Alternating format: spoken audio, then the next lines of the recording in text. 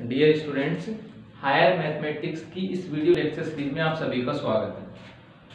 तो आज हम बीएससी पार्ट थर्ड की जो एब्स्ट्रैक्ट अलजेब्रा के अंतर्गत हमारी जो यूनिट नंबर सेकंड चल रही थी उसका भी जो चैप्टर जो आपका नेक्स्ट चैप्टर था नॉर्मल सब ग्रुप एंड कोशेंट ग्रुप, उसके अंतर्गत हमारी ये थ्योरम नंबर सेकंड है। यहाँ थ्योरम का सबसे पहले स्टेटमेंट समझते हैं और फिर इसको समझते हैं कि कैसे हम इसको प्रूव करेंगे ताकि हमारी थ्योरम कंप्लीट हो जाए। यहाँ पर तो हमारे पास है किसी ग्रुप के किन्हीं दो विशिष्ट उप ग्रुपों का सर्वनिष्ठ उस ग्रुप का एक विशिष्ट ग्रुप होता है। ये हमारी थ्योरम का स्टेटमेंट है।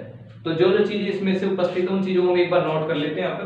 तो हमारे पास क्या होना चाहिए, कोई ग्रुप होना चाहिए, ठीक है। उसके फिर क्या दो क्या होने चाहिए, नॉर्मल सब ग्रुप होने चाहिए। तो दो चीजें वो भी मान लेंगे वहां पर, और फिर उनका हमें सर्वनिष्ठ बनाना है। तो उस सर्वनिष्ठ को हमें क्या प्रूव करना है कि वो भी क्या होगा, एक नॉर्मल सब ग्रुप होगा। ये हमें यहाँ पर शो करना है, ठीक है। तो ये चीज हम यहाँ पर करने वाले हैं। तो सबसे पहले जो दे रखा है वो हम नोट कर लेते हैं। यहाँ पर दिया है तो उसके लिए हमें क्या माना कि माना जी स्टार ग्रुप है तथा n1, n2 क्या मान लिया, n1, n2 जी के दो विशिष्ट उपग्रुप है। जो जो चीजें हमें यहाँ पर दे रखी है सभी चीजों को हम यहाँ से नोट कर लेते हैं। विशिष्ट उपग्रुप ये हमसे यहाँ तक कह रखा था, तो हमने यहाँ तक ले ली कि एक ग्रुप होना चाहिए तो ग्रुप भी ले लिया, दो उसके विशिष्ट उपग्रुप होने चाहिए तो दो उसके विशिष्ट उपग्रुप भी कह दिए। n1 इसलिए कह रहे हैं क्योंकि विशिष्ट उपग्रुप को हम नॉर्मल कहते हैं, तो इस वजह से हमने उनको n1 तथा n2 के द्वारा डिनोट किया है यहाँ पर, ठीक है। अब हमें क्या लेना है कि इनका एक सर्वनिष्ठ ग्रुप बनाना है हमें यहाँ पर। केवल सर्वनिष्ठ उस ग्रुप का क्या होगा, एक विशिष्ट होगा। तो ये हमें यहाँ पर करना है, ठीक है। तो सिद्ध क्या करना है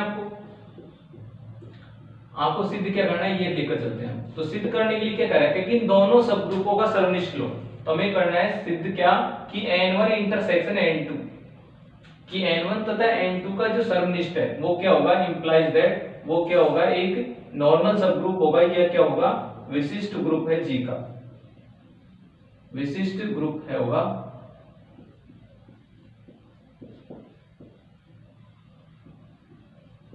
ठीक है, ये हमें प्रूव करना है कि जो n1 इंटरसेक्शन n2 है ये कहां पर होगा, जी में क्या होगा, विशिष्ट उपग्रुप होगा, विशिष्ट उपग्रुप, ठीक है। तो ये यहां पर होगा, ये हमें यहां पर सिद्ध करना है यहाँ पर। अब विशिष्ट से पहले की बात, तो विशिष्ट तो बाद की बात है। पहले तो हमें ये देखो कि हमने जो बनाया है इसके बारे में हमें बिल्कुल जानकारी नहीं है। हमें तो ये तक जानकारी नहीं है कि ये जो ग्रुप हमें मिला है, यानी ये जो हमें इस प्रकार का n1 इंटरसेक्शन n2 मिला है, ये खुद एक क्या होगा, एक उपग्रुप होगा भी या नहीं होगा। पहले तो ये तो चेक करें, क्योंकि विशिष्ट उपग्रुप होने के लिए तो सबसे पहले हमारे पास उपग्रुप होना चाहिए। कि जैसे हमारे पास जी है तो जी का कोई उपग्रुप n हमारा था, तो हमने उसको चेक किया था कि वो विशिष्ट होगा या नहीं होगा। तो पहले उपग्रुप तो हो, तो सबसे पहले हम ये चेक करेंगे यहाँ पर कि हमने जो n1 इंटरसेक्शन n2 लिया है ये एक सबग्रुप है या नहीं है। फिर उसके बाद विशिष्ट होने की जांच करेंगे यहाँ पर कि जो n1 इंटरसेक्शन n2 है वो विशिष्ट होगा या नहीं होगा। तो सबसे पहले क्या करेंगे हम यहाँ पर कि पहले n1 इंटरसेक्शन n2 को चेक करेंगे कि ये उपग्रुप यानी सबग्रुप है या नहीं है। उसके बाद फिर चेक करेंगे कि नॉर्मल सबग्रुप होने के लिए, ठीक है। तो हमें क्या प्रूव करना होगा, सबसे पहले तो n1 इंटरसेक्शन n2 को सबग्रुप यहाँ पर। तो सबग्रुप के लिए आपको पता है, आपको सबग्रुप के लिए क्या क्या करना पड़ता है। हमने एक छोटी सी थ्योरम भी, जो पिछला हमारा जो चैप्टर था उन्होंने छोटी सी थ्योरम पढ़ी थी कि सबग्रुप के लिए आपके पास एक थ्योरम है। तो वो हमारी क्या है कि यदि आपको जी नाम का कोई ग्रुप है और आपको n को उसका क्या दिखाना है, सबग्रुप दिखाना है, तो सबसे पहली बात तो क्या होना चाहिए कि n नॉन एम्प्टी होना चाहिए कि n is not equal to 5। पहली बात तो ये होनी चाहिए, ठीक है। कि जो आप कह रहे हो कि n इसका कोई सबसेट है जी का, तो ये सबसेट है वो सबसे पहले क्या होना चाहिए, नॉट इक्वल टू 5, यानी ये खाली नहीं होना चाहिए। दूसरी बात क्या है यहाँ पर कि यदि मैं a, b is the element of, कहां से ले लूं, n से ले लूं, कि यदि मैं n के दो एलिमेंट इस तरीके से ले लूं तो उनके लिए ab inverse is the also element of n, कि इस तरीके का रिजल्ट किसको बिलोंग करना चाहिए, इस n को ही बिलोंग करना चाहिए for all a, b is the element of n। कि इस प्रकार की जब भी मैं एलिमेंट कहां से लूं, n से, तो उनके लिए इस तरीके का रिजल्ट मैं वहां पर लिखूं और वो रिजल्ट किसको बिलोंग करे, n को ही बिलोंग करे। तो उस कंडीशन में क्या होगा कि हमारा जो n है वो क्या होगा, सब ग्रुप होगा यहाँ पर। तो ये हमारी थ्योरम का स्टेटमेंट था। ठीक है, तो पहली कंडीशन तो क्या चेक करनी पड़ती है कि वो नॉट इक्वल टू 5 हो। उसके बाद क्या चेक करेंगे, सेकंड वाली कंडीशन। तो यहाँ पर भी हमें इसके बारे में दोनों चीजें चेक करनी होगी। अब इसको आप ऐसे मत देखो, इसको इस तरीके से देखो कि ये क्या है, कोई सेट है, जनरली कोई सेट है। तो सेट के बारे में पहले तो ये देखो कि ये सेट आया कहां से। तो आने को तो आपको भी पता है कि पूरा का पूरा n था वो भी G से आया, दूसरा n2 था वो भी G से आया यहाँ पर। तो जब दोनों का जो इंटरसेक्शन होगा, अब वो भले चाहे कुछ भी आए, तो वो कहां पर आएगा, G में ही आएगा, क्योंकि इनकी जो उत्पत्ति है वो कहां से हो रही है, G से हो रही है। तो इंटरसेक्शन होगा तो उसमें चाहे कुछ भी आए चाहे बिल्कुल भी नहीं आए, क्योंकि आपको पता है कि जो रिक्त जो सेट होता है वो भी क्या होता है, एक सबसेट होता है। जो एम्प्टी जो सेट होता है वो खुद भी क्या होता है, एक सबसेट होता है। तो भले चाहे कुछ भी नहीं आए इनके इंटरसेक्शन में, लेकिन फिर भी वो G का तो सबसेट कम से कम होगा ही होगा। ठीक है, तो सबसे पहले हम बात करेंगे, चूंकि n1 is the subset of G and n2 is the subset of G। ठीक है, implies that कि इनका इंटरसेक्शन मैं लूंगा यहाँ पर कि n1 इंटरसेक्शन n2, तो इनका जो सबसेट है वो डेफिनेटली कहां पर जा सकता है, G में ही उपस्थित होगा वो। अब वो चाहे बिल्कुल रिक्त हो, चाहे बराबर हो, चाहे उससे छोटा हो, वहां पर ये हमारे एलिमेंट्स के ऊपर डिपेंड करता है यहाँ पर। तो हमारा जो पहला काम था कि जिस चीज को हम सबसेट प्रूव करना चाहते हैं वो हमारे उसी ग्रुप्स के अंतर्गत से आए। तो ये चीज तो हमें मिल गई कि जो n1 इंटरसेक्शन n2 है वो कंप्लीटली क्या है, G से आ रहा है यहाँ पर। ठीक है, अब हमारी पहली कंडीशन हमें चेक करनी है कि नॉट इक्वल टू 5 हमें चेक करना है यहाँ पर। तो ये हमें देखना है। तो हम लिखेंगे चूंकि E identity element of G is the element of n1, कि जब जो G हमारा ग्रुप है उसमें आइडेंटिटी उसकी यदि E है तो वो n1 में होगी। क्यों होगी, यहां पर हम लिखेंगे, चाहे एक हम इसको भी लिख लेते हैं सेकंड वाले को, कि E is also element of n2। क्यों होगा, क्योंकि n1 तथा n2 दोनों के दोनों क्या है, नॉर्मल सबग्रुप है, नॉर्मल सबग्रुप है।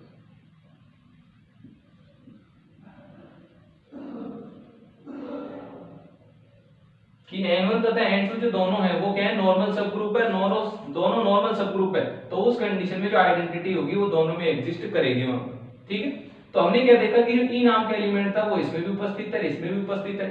और इंटरसेक्शन का नियम क्या कहता है कि इसमें वो चीज आती है जो दोनों में उपस्थित हो। तो ये तो हमें पता लग गया कि जब ये दोनों नॉर्मल है तो दोनों नॉर्मल तभी बने होगी जब कम से कम आइडेंटिटी तो उनके पास होगी वहां पर। तो जब आइडेंटिटी उनमें है तो हम क्या लिखेंगे, इंप्लाइज दैट कि E is element of n1 intersection n2, कि इनके दोनों के इंटरसेक्शन में क्या होगा, आइडेंटिटी तो होगी ही होगी। और जब आइडेंटिटी आ गई तो इसका मतलब क्या होगा कि दिस इंप्लाइज दैट कि हमारा जो n1 इंटरसेक्शन n2 है वो क्या है, नॉट इक्वल टू 5, कि वो क्या नहीं है, खाली नहीं है। पहली कंडीशन हो गई हमारी, हो गई पहली कंडीशन। हमें क्या पता चल गया कि ये क्या नहीं है, एम्प्टी नहीं है। किसके कारण से, क्योंकि हमने E एलिमेंट को कहां दिखा दिया, n1 इंटरसेक्शन में हमने उसको शो कर दिया। तो उसके बेसिस पे क्या लिख दिया कि n1 intersection n2 is not equal to 5। एक काम हमारा हो गया पहले वाला। अब हमें दूसरी कंडीशन और चेक करनी है, वो वाली। ठीक है, तो हम अब ले रहे हैं पुनः, माना कि ये खाली भी नहीं है तो इसमें एलिमेंट भी होंगे। तो उसके लिए हमने क्या मान लिया पुनः, कि माना कि A is the element of n1 intersection n2, कि A कोई एलिमेंट है जो कहां पर उपस्थित है, n1 तथा n2 के इंटरसेक्शन में उपस्थित है। अगर यदि ये इस तरीके से उपस्थित है तो इंप्लाइज दैट, तो यहां से इसका अर्थ क्या निकलेगा कि A is also element of n1 and A is also element of n2, क्योंकि इंटरसेक्शन में है तो वो दोनों में उपस्थित था। इसी प्रकार से यदि B नाम का एलिमेंट भी इनके दोनों के इंटरसेक्शन में है यहाँ पर n2, तो उसके लिए वैसा लिख पाएंगे कि जो B होगा वो n1 में भी होगा और कहां पर होगा, n2 में भी होगा। ठीक है, अब हमें पता लगा है कि A और B नाम के एलिमेंट कहां पर हैं, n1 में उपस्थित है। तो यहां से मैं क्या हो गया, तब यहां पे लिख पाएंगे, तब A, B is the element of, कहां पर मिल गए आपको, n1 में मिल गए। कि दो एलिमेंट हमें कहां पर मिल गए, n1 में मिल गए। इंप्लाइज दैट कि जो AB इनवर्स है वो कहां पर होगा, n1 में होगा। क्यों होगा, क्योंकि जो n1 हमारा है वो क्या है, सब ग्रुप है। क्योंकि जो n1 है वो क्या है, सब ग्रुप है। नॉर्मल तो है ही, साथ के साथ वो क्या है, सब ग्रुप भी है। नॉर्मल तो है जो है ही, साथ के साथ क्या है, सब ग्रुप भी है। तो सब ग्रुप की डेफिनेशन वहां पर अपने आप ही आ जाएगी वहां पर कि जब दो एलिमेंट है n1 को बिलोंग करते हैं, n1 खुद एक सब ग्रुप है, तो उस कंडीशन में क्या होगी कि ये कंडीशन जो हमारी थ्योरम की थी वो वहां पर पहले से ही लागू थी, क्योंकि ये n1 को हमने पहले क्या कह रखा है यहाँ पर n1 तथा n2 जी के दो क्या है विशिष्ट उपग्रुप, विशिष्ट उपग्रुप भी है साथ के साथ उपग्रुप भी है। तो ये हमें क्या मिल गया कि ए बी इनवर्स कहां पर मिल गया आपको n1 में बिलोंग कर रहा है यहाँ पर। इसी प्रकार से दूसरा रिजल्ट देखो, इसी प्रकार से क्या हो जाएगा कि a कॉमा b कि a n2 में भी है, n2 भी इसमें भी है, n1 में भी है, n2 में भी है, a और b। तो यहां से क्या हो गया कि a b element of n2 कि दोनों के दोनों n2 में भी है, a और b कहां पर भी उपस्थित है n2 में भी उपस्थित है। तो n2 में भी उपस्थित है तो यहां पर भी क्या होगा कि a b inverse is also element of n2, ये भी कहां पर होगा n2 में भी होगा। क्यों होगा, वही पुरानी वाली बात, क्योंकि n2 क्या है सब ग्रुप है, ठीक है। तो उसके कारण कहां पर होगा कि ए बी इनवर्स भी कहां पर भी होगा n2 में भी होगा, इस तरीके से, ठीक है। और आगे देखो यहां पर जब हमारे पास ए बी इनवर्स दोनों में उपस्थित है n1 तथा n2 में, तो इंटरसेक्शन का नियम क्या कहता है कि जब n1 A B inverse n1 में भी उपस्थित है n2 में भी उपस्थित है, तो ये दोनों कहां पर भी होंगे, इनके इंटरसेक्शन में भी होगा। तो नेक्स्ट लाइन में क्या लिखेंगे कि ये दोनों कहां पर भी उपस्थित होंगे, इनके इंटरसेक्शन में भी उपस्थित होंगे।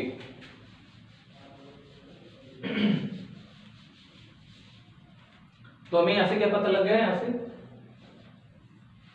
कि ऐसा करने पर हमें रिजल्ट क्या मिल गया कि हमारे पास इंप्लाइज दैट कि जो ए बी इनवर्स है वो कहां पर उपस्थित हो गया, is the element of n1 intersection n2। जबकि फॉर ऑल ए और बी हमने कहां से लिए थे कि a comma b, a is the element of a inverse a intersection n2 and b is the element of n1 intersection n2। For all a comma b is the element of n1 intersection n2 कि a और b दोनों कहां से हैं, n1 और intersection n2 से हैं, और उसके बाद भी दोनों कहां पर आ रहे हैं। तो यहां तक हमारे पास क्या हो गया कि जो ए बी इनवर्स था, यानी जब हमने ए बी को ए इंटरसेक्शन बी से लिया तो उसके अंतर्गत हमें ए बी इनवर्स जो रिजल्ट था किसके अंतर्गत प्राप्त हो गया, n1 इंटरसेक्शन n2 के। तो ऐसा करने पर हमारे पास जो n1 इंटरसेक्शन n2 है वो कंप्लीटली थ्योरम कौन सी जो हमने चर्चा की थी ना शुरुआत में यहाँ पर, तो उस थ्योरम के अंतर्गत क्या बन गया कि n1 इंटरसेक्शन क्या हो गया n2 सब ग्रुप हो गया। तो इसको हमने क्या नाम दे दिया, रिजल्ट सेकंड नंबर। एक हमारा पहला हो गया था, ये कौन सा हो गया दूसरा। तो मैं इसको क्या लिख देता हूं, 1 व 2 से, 1 व 2 से हमारे पास क्या हो गया कि नॉट इक्वल टू 5 भी आ गया था, और प्रत्येक a comma b is the element of n1 intersection n2 के लिए जो हमारा a b इनवर्स नाम का जो रिजल्ट है किसके अंतर्गत एग्जिस्ट कर रहा है, इसके अंतर्गत। तो इसके तहत हम क्या लिख देंगे, इंप्लाइज दैट कि हमारे पास जो n1 इंटरसेक्शन n2 है, n1 इंटरसेक्शन जो n2 है वो क्या हो गया, ये हमारे पास क्या हो गया उपग्रुप है, उपग्रुप है जी में, ये लिखते हैं सब ग्रुप है।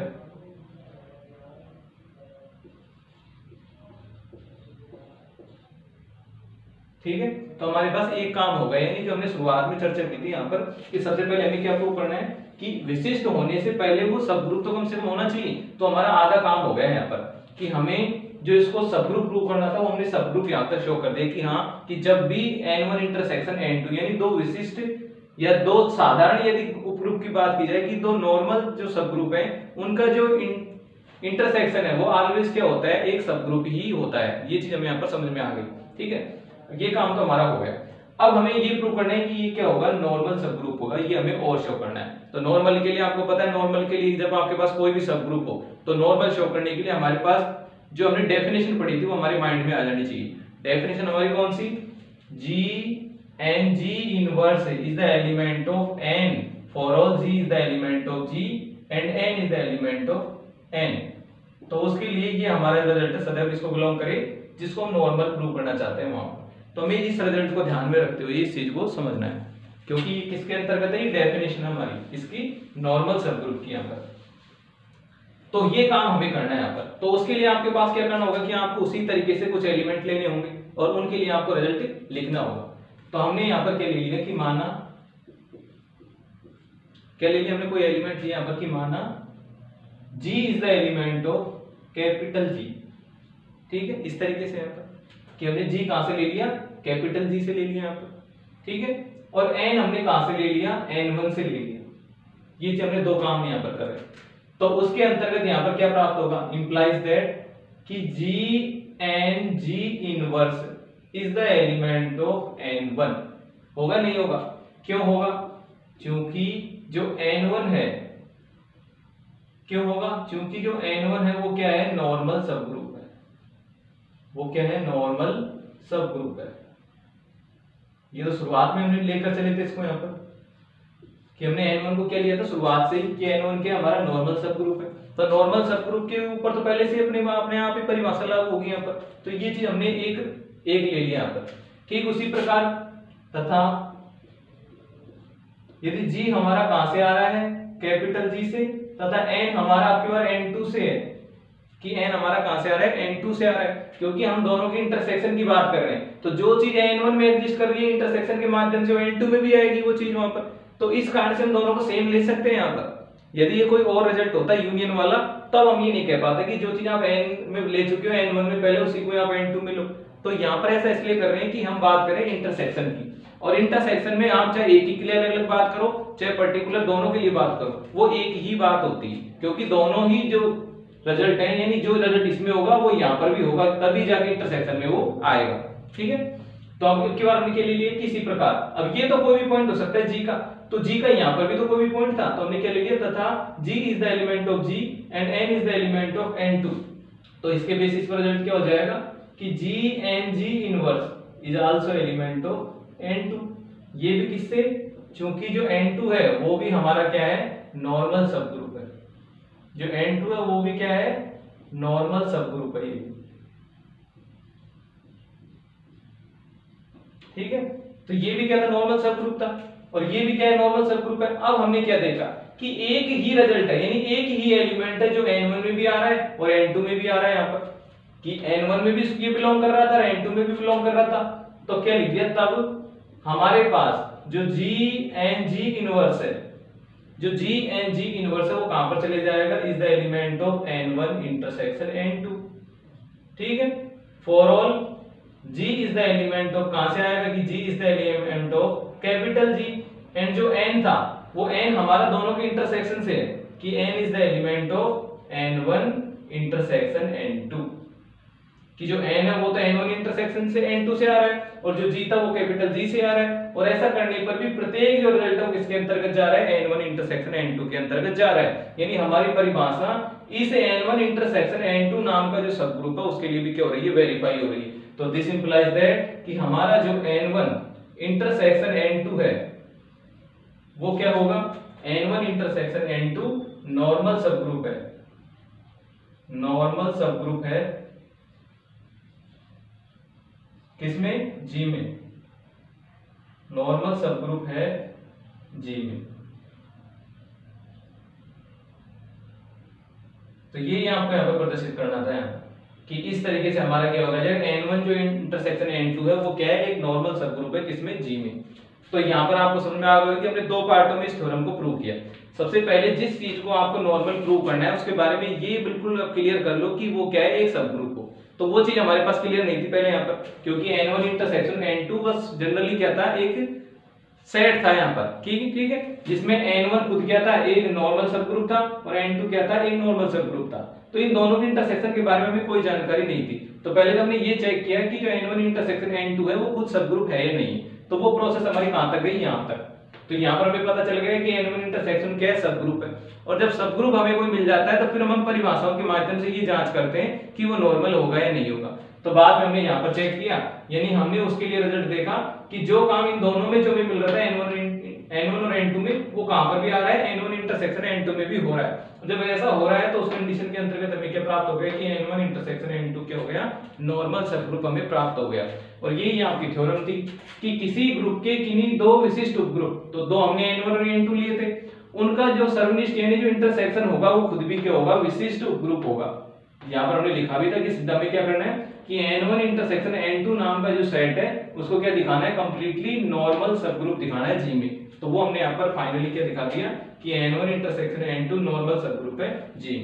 ठीक है, तो आई होप आपको ये जो थ्योरम है आपको समझ में आई होगी।